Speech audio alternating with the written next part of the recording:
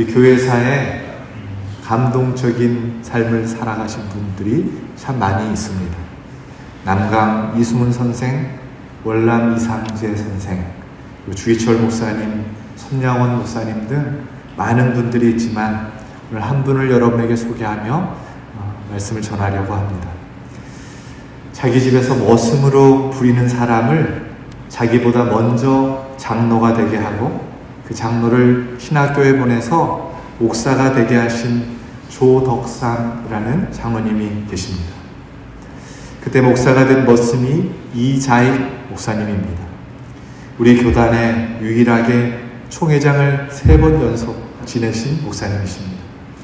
이 이자익 목사님은 경상도 남해 출신이었는데 부모님이 어렸을 때 돌아가시는 바람에 고아가 되었습니다. 입에 풀칠할 게 없어서 이리저리 떠돌다가 어떻게 저렇게 해서 전라북도 김제까지 가게 되었습니다. 오갈 데가 없으니까 그 김제에서 밥술깨나 먹고 사는 이 조덕상 집에 가서는 밥만 먹여주시면 제가 무슨 일이든지 다 하겠습니다. 그렇게 얘기를 해서는 그렇게 자기 집에 말을 기르는 마부 머슴으로 이 이자익 청년을 이 조덕상 부자 집에서 이렇게 머슴으로 삼았습니다. 주인인 조덕상 씨가 교회를 다녔기 때문에 이 하인이었던 이 머슴인 이자익 청년도 주인을 따라서 교회를 나가게 되었습니다. 그 교회가 가보신 분도 계실지 모르겠어요. 전라북도 김제에 있는 기역자 교회, 금산교회입니다. 주인과 머슴이 같은 교회를 나가는데 점점 이 성도의 수가 부흥하기 시작을 했어요. 그래서 장로를 세우려고 항존직 선거를 위해서 투표를 했는데 그만 그 집의 머슴은 장로가 되고 그 집의 주인은 선거에서 떨어져 버렸습니다. 교인들이 다 깜짝 놀랐어요. 머슴은 장로가 됐는데 주인은 장로가 못 되었습니다. 그래서 큰일 났다. 우리 교회에 곧 분열이 생기겠구나. 교인들이 다 걱정을 했습니다.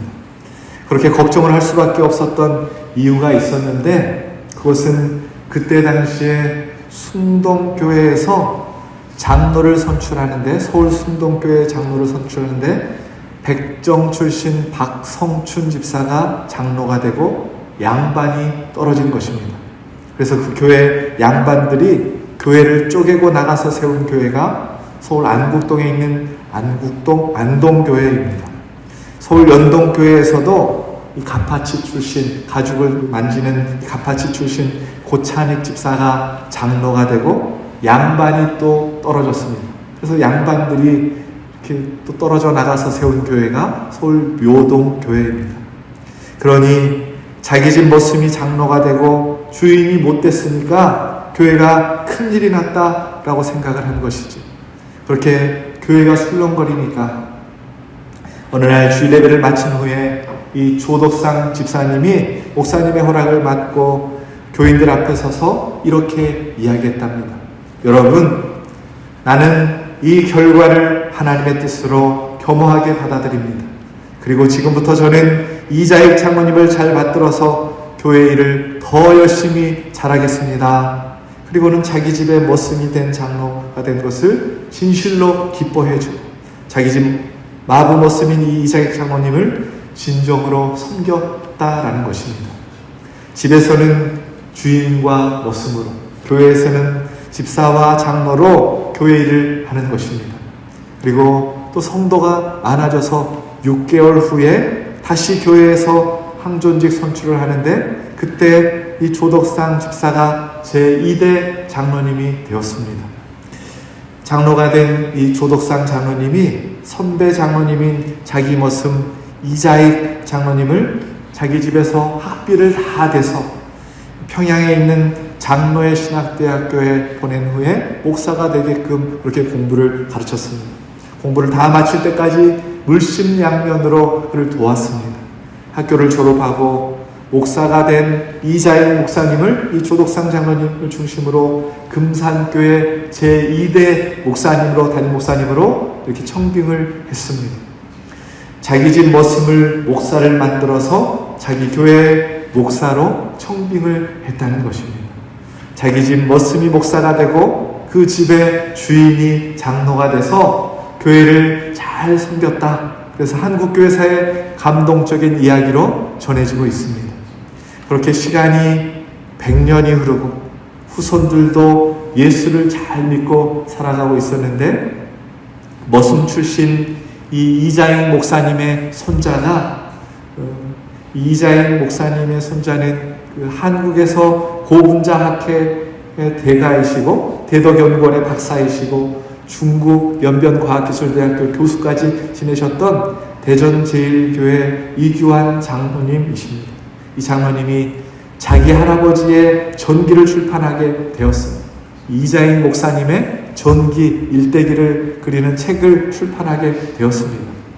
전기 출판식을 이렇게 하는데 그 축사를 하러 오신 특별한 손님이 계셨는데 그분이 누구냐면 이 조덕상 장로님, 주인집 조덕상 장로님의 손자, 국회의원도 하시고 주일대사도 하셨던 조세영 장로님이 그 자리에 축사를 하러 가셨습니다. 이 조덕상 장로님의 손자인 조세영 장로님이 딱 앉아 있으니까 이 이규환 장로님이 이 조세영 장로님 앞에 일부러 찾아가서는 큰 절을 정중하게 올립니다. 그리고 하신 말씀이 우리 할아버지께서 주인을 너무나 잘 만났습니다. 만약에 우리 할아버지가 주인을 잘 만나지 못했더라면 오늘 우리도 없었을 것이고 우리 할아버지도 안 계셨을 것입니다. 그러면서 이자익 목사님의 손자인 이규환 장로님이 조덕상 장로님의 손자인 조세영 장로님에게 많은 사람 앞에서 정중하게 큰절을 했다라는 것입니다. 너무나 감동적인 스토리입니다. 성경에도 감동적인 이야기들이 참 많이 있습니다. 빼놓을 수 없는 분이 아브라함입니다. 그분의 인생은 어디 어떤 대목을 끌어 읽어보아도 감동적입니다. 하나님의 명령대로 평생을 살았던 고향 땅을 버리고 떠나오고 하나님의 명령 한마디에 100년 만에 얻은 이 아들 이삭을 제물로 바치고 지아버지 죽어서 일생 동안 건사했던 조카 롯이 은혜를 저버리고 배신하고 떠났는데 그 조카가 어려움을 당하니까 자기 전 재산을 다 팔아서 군대를 이끌고 전쟁을 벌여서 이 조카 롯을 구해옵니다. 또 조카가 살고 있는 소돔성이 하나님의 벌을 받는다고 하니까 하나님 앞에 죽자사자 매달려서 하나님 그 성을 구해주셔야 합니다. 그 성을 구해주십시오. 그렇게 간절히 기도했던 사람이 아브라함입니다. 참 감동적인 이야기죠. 그래서 아시는 대로 창세기가 50장까지 있는데 그 중에 14장을 이 아브라함을 위해서 할애를 합니다. 야곱도 그렇습니다. 글자 그대로 야곱은 팔 뒤꿈치를 잡고 나온 자처럼 파란만장한 삶을 그가 살았습니다. 야곱이 살았던 삶의 대목을 끌어보면 우리에게 깊은 도전과 감명을 줍니다. 얼마나 열정적이었는지 자기가 사랑했던 여인을 위해서 14년 동안 머슴 생활을 해냅니다. 아무리 그래도 그렇지 여인을 얻기 위해서 14년 동안 남의 집 머슴살이를 했다는 것이죠. 요즘 같은 세상에서는 볼 수 없는 사람이죠. 야곱을 향해서 창세기 50장에 이 10개의 장을 할애합니다. 야곱의 아들 가운데 요셉이 있어요. 종으로 팔려간 그가 이집트의 총리가 되었어요. 형들을 용서하고 가족들과 민족을 살려내는 축복의 통로, 구원의 통로의 역할을 그가 감당합니다. 대단히 인상적인 삶을 산 사람이죠. 그래서 창세기 50장 가운데 이 요셉을 위해서 12개의 장을 할애해서 그의 기록을 적어놓습니다. 그런데 오늘 우리가 눈여겨볼 것은 참으로 이상하게도 아브라함 가문에서 가장 오래 산 사람이 바로 이삭입니다. 아브라함은 175세를 살았고 야곱은 147세를 살았고 요셉은 110세를 살았는데 이 이삭은 180세를 살았습니다. 아버지 아브라함보다 5살 더 살았어요. 제일 오래 살았습니다. 인생을 가장 오래 살았다면 그 인생에 얽힌 인생사도 참 많았을 텐데 이상하게도 창세기 50장 가운데 순수하게 이삭을 위해서 할애한 장은 단 한 장밖에 없다라는 것입니다. 창세기 26장밖에 없습니다. 다른 데도 이삭의 이야기가 많이 나오지만 주인공이 아니에요. 이삭을 중점적으로 다룬 부분은 창세기 26장 딱 한 장밖에 없습니다. 그 점에 대해서 여러 가지 이유가 있겠지만 그만큼 이삭의 인생이 우리에게 감동을 주는 부분이 참 적었다는 것을 반증해 주는 것이기도 합니다. 생활만 그런 것이 아니고 신앙도 그렇습니다. 우리가 아는 대로 이삭에게는 아들 둘이 있었습니다. 쌍둥이이죠.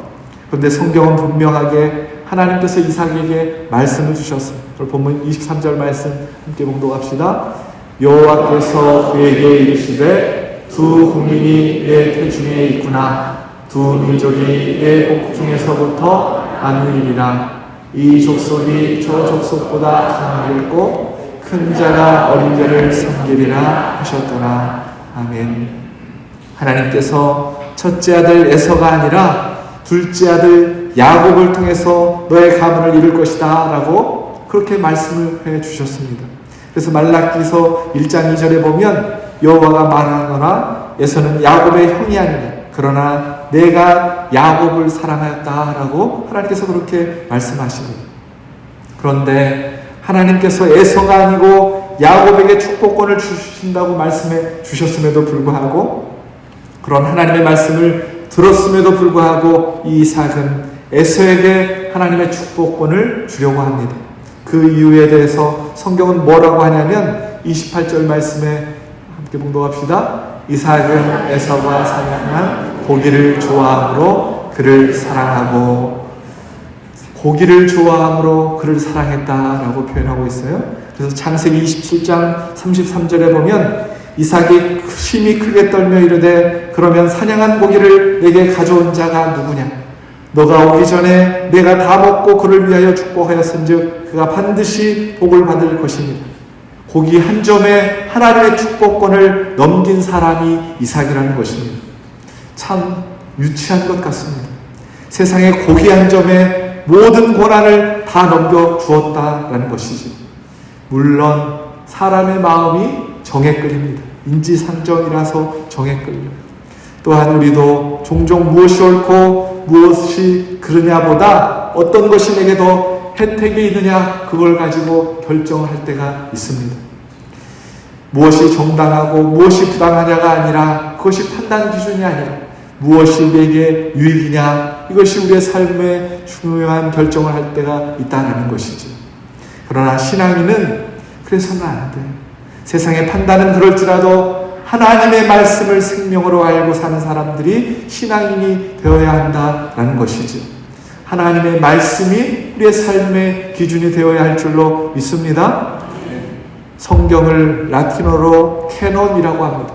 캐논은 측량하는 나뭇가지, 자를 의미해 삶의 기준, 규범, 규례라는 것이죠. 하나님의 말씀에는 분명히 에서가 아니라 야곱이라고 말씀하셨습니다. 그런데 이삭은 자기에게 잘한다는 이유만으로 에서에게 축복을 주려고 했다라는 것이지.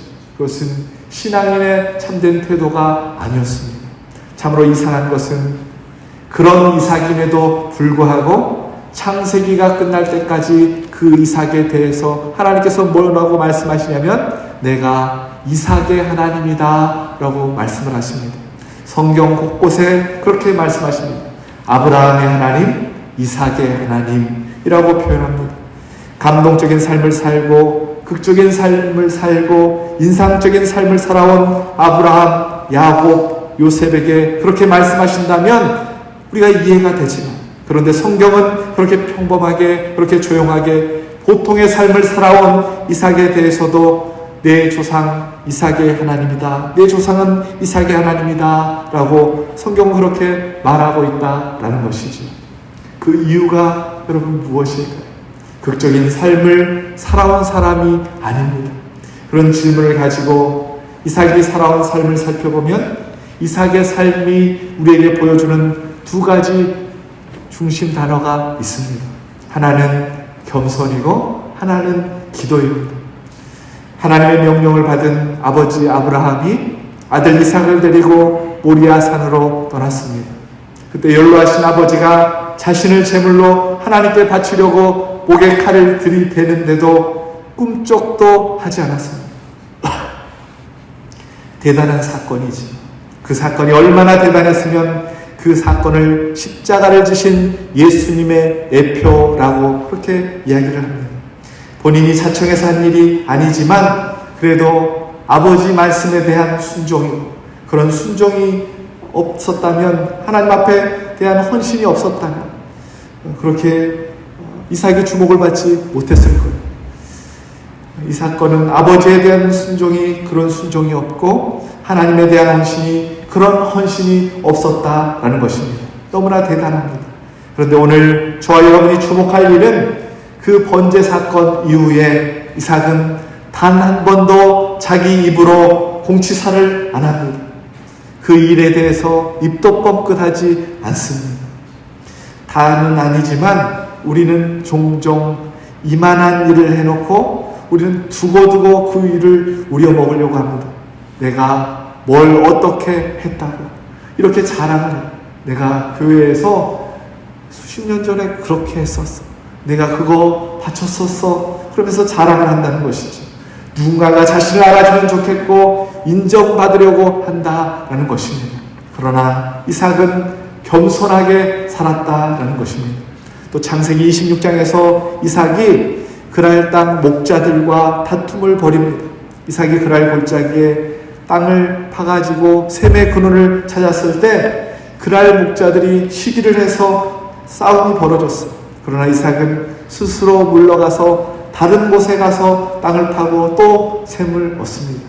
그런데 그 셈도 내놓으라고 또 다툼이 일어났어요. 그러자 이삭은 다시 다른 곳으로 옮겨서 땅을 파서 셈을 얻습니다. 그리고 이삭은 말하기를 이제는 여호와께서 우리의 장소를 넓게 하셨으니 이 땅에서 우리가 번성하리라 라고 그렇게 고백합니다. 이삭은 물론 자신의 완력으로 싸워서도 빼앗기지 않을 수 있었지만 겸손하게 한 발 뒤로 물러선 것이지, 싸우지 않고 물러서서 겸손하게 하나님의 이름을 높였다라는 것입니다. 하나님은 겸손한 자를 높이십니다. 시편 17절에서 하나님은 겸손한 자의 소원을 들어주신다라고 말씀하십니다. 성 어거스틴도 우리에게 이런 말을 남겼어요. 기독교인이 가져야 할 최고의 덕목은 첫째도 겸손이고 둘째도 겸손이고 셋째도 겸손이다 라고 말을 합니다. 하나님이 이러한 이삭의 겸손에 주목하셨습니다. 또 하나는 기도입니다. 이삭은 나이 40살이 될 때까지 장가를 못 갔습니다. 그러니까 아버지가 적극적으로 서둘러서 종을 보내 며느리를 구해오도록 그렇게 부탁을 합니다. 그래서 이삭이 그 종이 데려온 리브가와 함께 결혼을 합니다. 나이 40살에 장가를 간 이 이삭이 후사를 이어야 하는데 결혼한 지 1년이 지나고 2년이 지나고 5년이 지나고 10년이 지나도 아이가 없어요. 20년이 지나도 아이가 없는 것입니다. 그때 아브라함처럼 하나님께서 이삭아 걱정하지 말아라. 네 후손을 내가 많게 할 것이다. 그렇게 말씀해 주셨다면 기다리기 참 쉬웠을 텐데 하나님이 아무런 말씀이 없으신 것입니다. 얼마나 이삭이 답답했겠습니까? 그러나 이삭은 그저 기도만 했을 뿐입니다.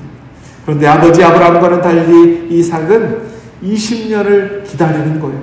이삭은 기다릴 줄 아는 사람이었다는 것이죠. 태문을 열고 닫는 분이 오직 여호와 하나님이신 것을 그는 확신했기 때문에 믿음으로 기다리며 하나님 앞에 기도했다라는 것입니다. 이삭은 자녀가 없는 것을 아내의 탓으로 돌리지 않았고 다른 여자를 취하지도 않고 묵묵히 기도하며 하나님의 때를 기다리는 사람, 기도의 사람이었다는 것입니다. 이삭이 어떻게 기도했냐면 하나님, 제가 믿는 하나님은 신실하신 하나님이십니다.